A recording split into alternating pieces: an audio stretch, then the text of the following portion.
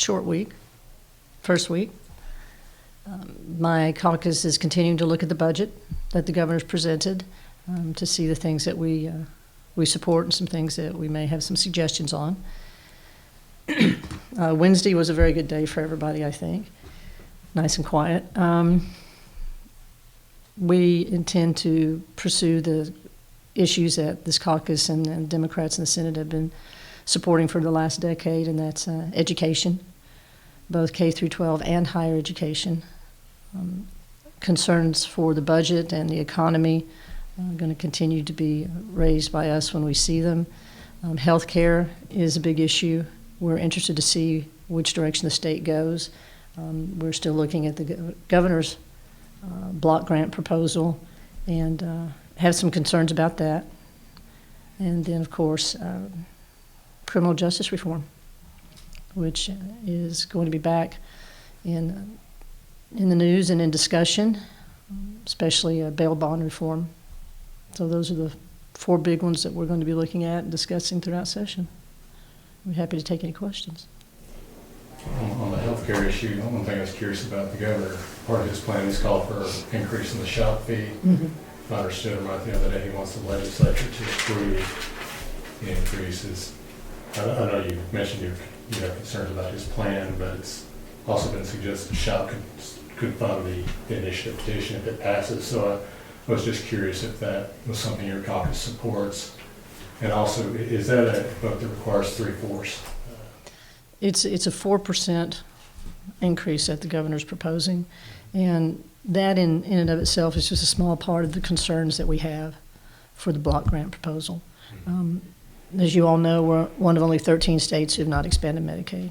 We've been looking at it for 11 years, and our health outcomes have continued to get worse and worse. We have the second largest uninsured population in the country. So I am not interested in being the test case for the block grant model. There's no other state that's used it. We've got 37 other states that we can look at what they've done over the last 10 years and pick and choose what works and what doesn't. The only state that tried the block grant is Tennessee, and they're mired down in litigation. So I think that the governor's plan has, we have some concern with the governor's plan.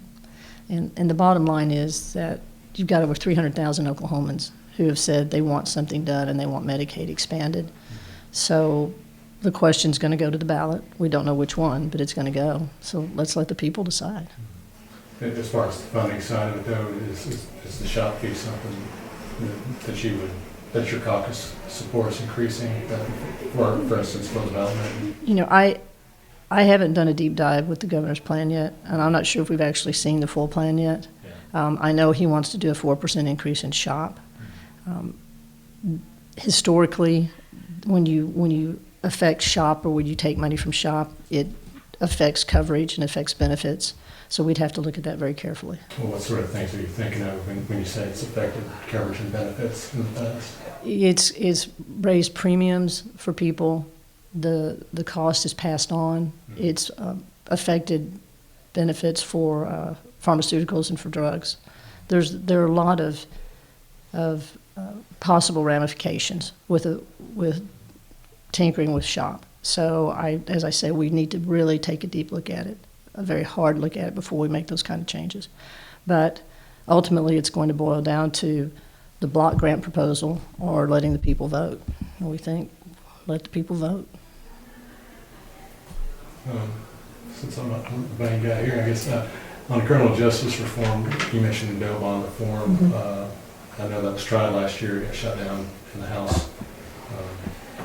Are you expecting that proposal to be modified in some way this year, or just a second stab at the same proposal? I haven't talked to the bill authors on the House side, so I don't know what changes they've made. I know they looked at it over the interim, and they do have some changes to make. So we're just going to wait till we see the bills, take a look at them. I've got a pretty good working relationship with our colleagues across the rotunda, so I'll be interested to see what they come up with.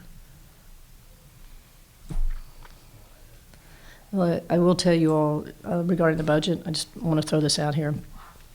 The governor has said that even though we have $1 billion, over $1 billion in the rainy day fund, he wants to take another $100 million and put it into the revenue stabilization fund, which he put $200 million in last year.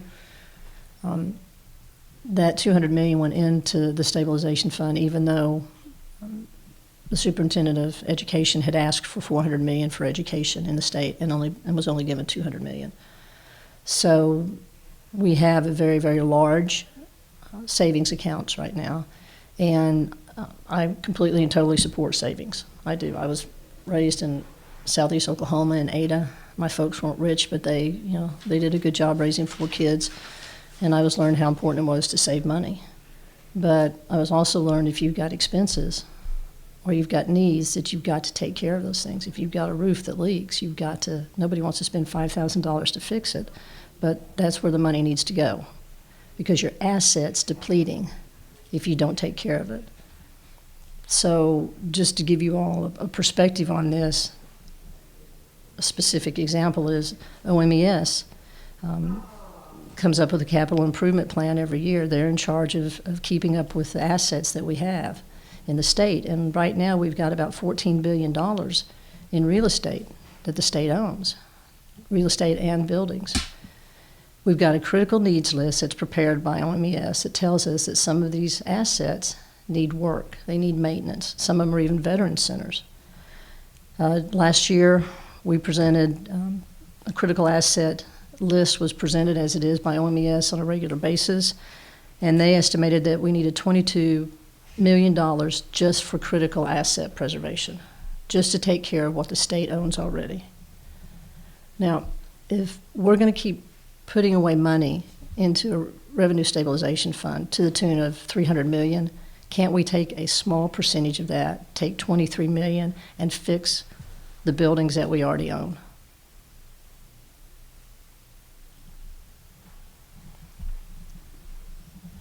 So our caucus supports saving money, but not at the expense of not taking care of the assets that the state's responsible for. And by the way, the biggest assets are the people.